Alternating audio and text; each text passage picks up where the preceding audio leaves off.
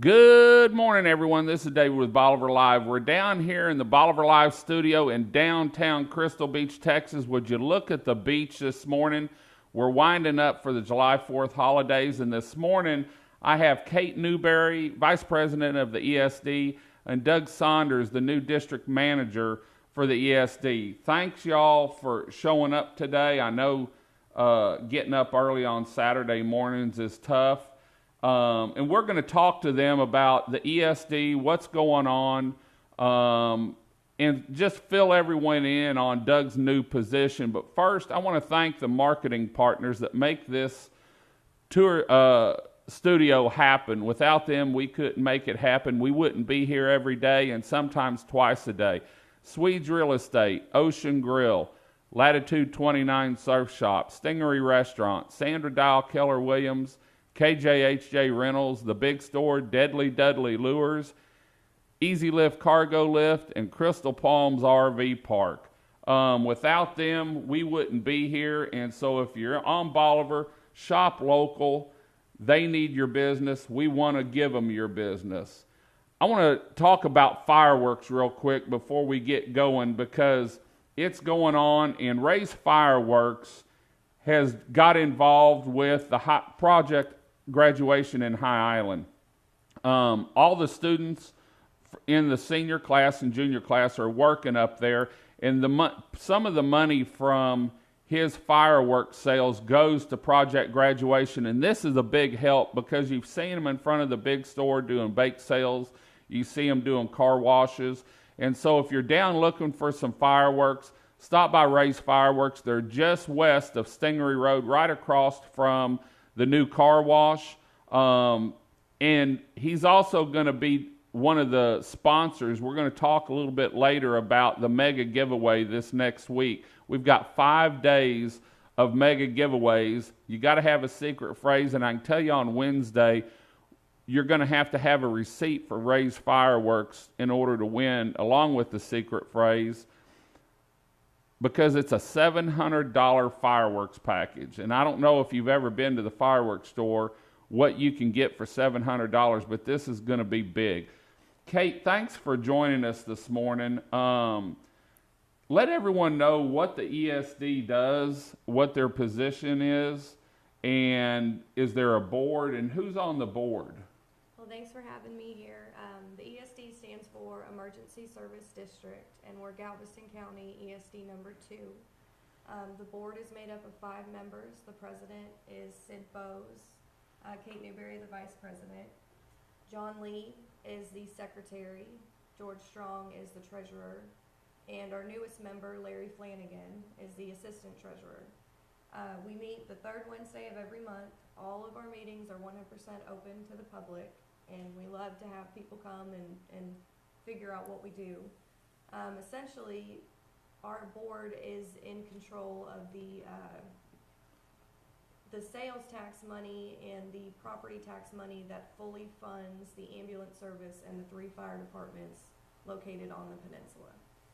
Okay, and so it is made up from a board then. It's not just one person, a business that makes all the decisions. And the public can give input at these meetings, can't they? Absolutely. At every meeting there's an agenda item noted as public comment where anybody can say anything that they want to say. Generally we just kind of hear what they have to say, and then if it's something we want to discuss, we can then discuss it, which is great. But it's 5 members. So, 3 votes is what we need to get something done, and it's nice because we're all different and we're all from different backgrounds. So. Great. And y'all formed a new position this year and brought Doug in. What's that position for, and why did y'all form it? The position is going to be the district manager. One of the main reasons why we formed it is because we are a board of 5 people, and we only meet once a month. So we felt like because of the amount of money that it takes to run the 2 services, we needed somebody that could be there every day, actually running what we would say the company. Sort of a liaison between the board and the actually EMS, paramedics, and all that. Does this include also any of the fire department? Do y'all does the ESD fund the fire departments too? Yeah, the ESD funds all 3 fire departments, almost entirely. Okay. And yes, Doug's position would actually be overseeing the fire department, and then kind of his main role is going to be to ensure that the ambulance service runs smoothly and runs correctly. And I know we've done some interviews with the ambulance people earlier this year and showed what they do. You know, the ambulance service down here is fabulous. Yeah, it is. And you know, I hate to say it, but save rate, you know, on people that have heart attacks, they're way above national average from what I understand. And just, you know, watching them use some of the equipment, more or less, it's almost a hospital on wheels because they're actually connected to the hospital at all times. And I know what really infatuated me, I guess, was the new automatic CPR machine that they got. The Lucas device. The Lucas device. They had just got it, and I think they had just gotten certified when we were doing these, but they were showing us, because if you do CPR right, it will wear your butt out after about 5 minutes. And, you know, we've got the ambulance ride down there, and I know the ferries work with us on getting the ambulances across, but having to do CPR that long, you have to be a magician to do it. So let's talk to Doug and get some background on, because this is a big position. It's new. We're a small community.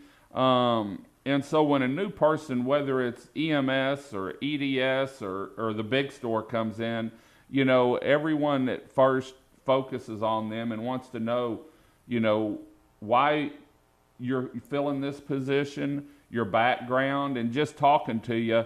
I don't think there'll be any question about, you know, are you, you know, certified to take care of it just because of your background. So Doug, let us know about some of your background and what you think and what your plans are for the EMS and EDS, okay. ESD. Okay. I spent 25 years as a career firefighter. I retired from there as a shift captain, and I've worked in private industry. I've instructed at the LIT level at the Fire Academy. I'm currently an EMT.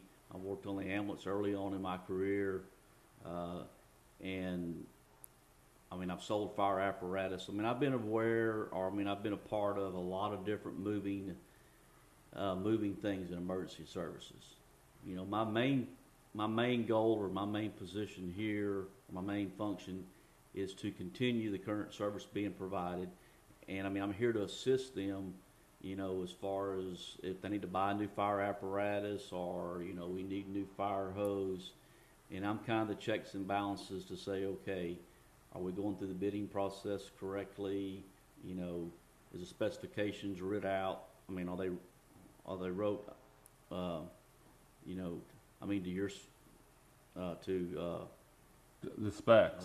your desire. So you're checks and balances. Yes. And I'm here to make sure that, you know, we have continuity, throughout the peninsula. And I mean, if they need some help, hey, you know, we don't know what to do on this. With my experience, I've been on both sides of the fence, I guess. You've been climbing the ladder and also pointing people up the ladder. Yes. And I see, you know, the volunteer fire departments down here up in EMS, do a great job. And providing the services they do. And I'm just here to, you know, if I can strengthen that, if I can add to it and assist. You know, with the board meeting once a month, you know, with emergency services, it never closes. It's right. 24 hours a day, 7 days a week, holidays, Christmas. People have to be ready to respond to your emergency. So if the public had any questions or anything, they can actually, you know, talk to you instead of going to the board. If they had a question on services or, hey, I'm coming down here, or someone could even call and say, hey, my parents are down there and my mom's on oxygen. Do y'all do safety checks and go around as the EMS? Can they go around and check on elderly people, you know, that may be under the weather? If the if the request is made, I mean, there's not an issue with that. You know, the service now provided is through Pennsy EMS, okay, which I mean contracted to the Right. ESD at this time. We are in the process of being licensed under the state to become the provider of EMS. In the licensing, what's the reasoning behind that? Well, how the ESD operates now is, you know, we fund the three volunteer fire departments. Mm-hmm. They submit annual budgets. We go through there, you know, we qualify the expenses, and then the same thing on EMS. They send an annual budget, and so it's basically, I mean, a third-party relationship now. The ESD board, they feel like that, I mean, that's our major expenditure is the EMS, and that it's time for it to be run by the ESD. Okay. Do you when you came in here, what's your feelings about what we have going on down here as far as, do we have enough fire to cover the peninsula? Do we have enough ambulances? I know during the Jeep weekend and some of the events, they go out of their way, and I mean, I was amazed at the work that they did and listening to the calls that they had. Do you think that we have a great service? It's just a matter of maybe moving some things around, or is everything pretty well set in stone to where it's just going to be a managerial position, you know? I think it's going to be both. I think on those holiday weekends, you know, up on Jeep weekend, 4th of July this Fourth of week. July, the emergency management at the county level is involved in assisting the volunteer fire departments. Okay, for Jeep weekend, they bring TechSAR in. You know, so I mean, all those logistical issues are always worked out before the event. So I don't think people should have concerns. Hey, is there enough protection? Now, I think one issue when you have those events that are unsanctioned, Right. you know, you don't know if you're dealing with 30,000 or if you have 60,000 to deal with.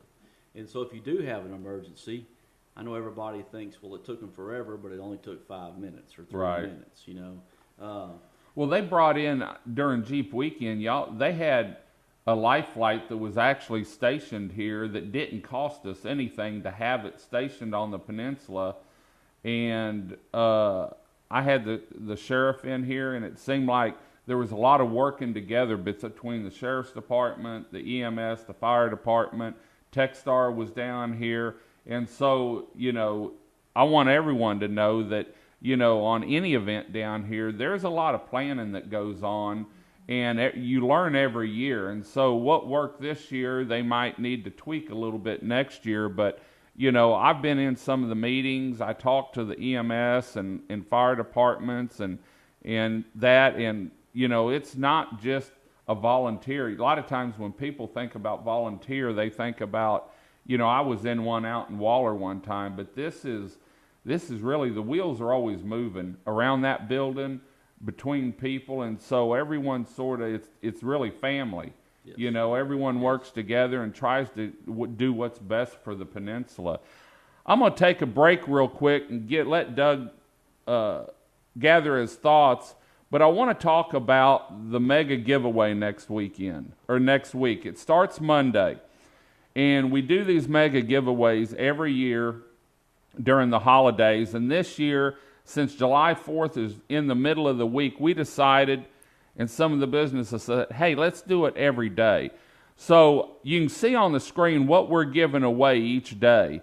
You know, Monday sponsored by Latitude, Tuesday sponsored by the Bolivar Tourism Center, Wednesday is sponsored by Ray's Fireworks, Thursday the surfboard sponsored by Stingery, and Friday the Corona, that's actually a refrigerator that runs on 110 or off a cigarette lighter, is sponsored by Del Papa. And the way it's going to work is each morning we're going to give out a secret phrase with the first live feed of the day. And it may be in here, it may be on the beach, it may be up at Fort Travis, but there's going to be a secret phrase. We did it last year with the tumblers. The first person to find me in the truck and give me the secret phrase is going to win that day's package. And you can see Wednesday's a $700 fireworks package. But I can tell you on Wednesday, we're going to throw a little hooey in the loop. You have to show a receipt from Ray's Fireworks. So between now and Wednesday morning at 7 or 8 o'clock, you need to go down there and buy something at Ray's Fireworks and stick the receipt in your pocket, because you're going to have that on top of the secret phrase. And also, you know I love $2 bills. So you might want to stick a $2 bill in your pocket too, because you may have to have a $2 bill one morning in order to win that. Plus, we've got the Hunt for Bolivar, the Pink Flamingo going on. That starts Tuesday morning, and I can tell you it's going to be fun this week. You're going to have to get your history books out, your calculator, and probably a map to figure this one out. But Doug, Kate, is there anything else you want the public to know on what they can do to help y'all?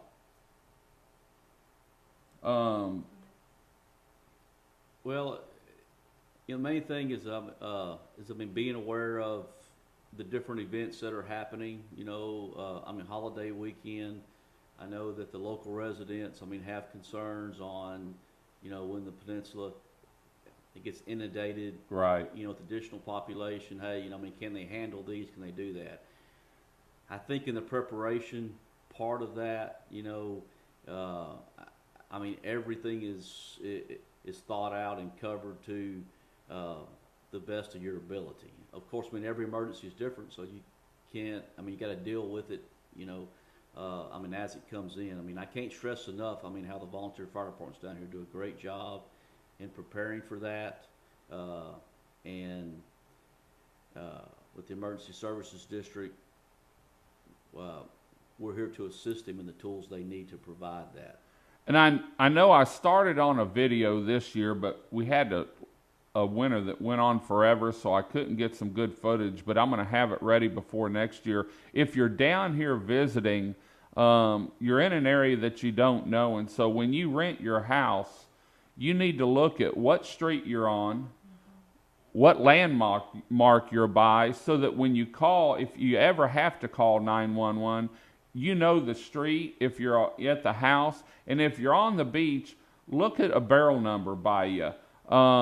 That's the first thing that I tell everyone is find the barrel number so that you know what barrel number you are. And if you ever do have to call EMS to the beach, have someone out, turn your flashers on and have them out. Let them know what barrel number, because all the paramedics, EMS, fire department know what street you need to go down in order to get to the beach and where all the streets are on the peninsula. And so anything you can do as a visitor to help will speed up the process of getting someone there, whether it's a sheriff, paramedics, or the fire. If you're on the beach, barrel numbers are the best way. If you're at your house, a landmark, did you turn by the big store, you cross from it, or you right off just east or west of Stingery Road, and know your street, and your house name, because most of the rentals down here have names on the houses. And we're going to work on a video. We started it in the wintertime, but weather just wasn't right, and we're going to use that next year in the spring, February, March, to get it out to let people know when to call and what to look for and how to let them know where you're at. Because down here, it's sort of like in the country. You go by gates, and we go by trash barrels. We're going to head on out, though. Kate, thanks for getting up early and joining us. Doug, congratulations on joining the community down here and helping us out. If y'all have any questions, you can always stop by the fire department up there in paramedics area. There's always someone there, and they're always willing to talk and answer questions. If you need your blood pressure checked or something, you're just not feeling right, these guys go out of their way to do whatever it takes to make sure you feel safe down here. We're going to head on out. We won't be back in the studio probably until Monday. We've got a transformation going on. I think y'all are going to like it. Thank you for joining us. Hope you're coming down to see us on the 4th. and God bless. This is David with Bolivar Live. Bye-bye.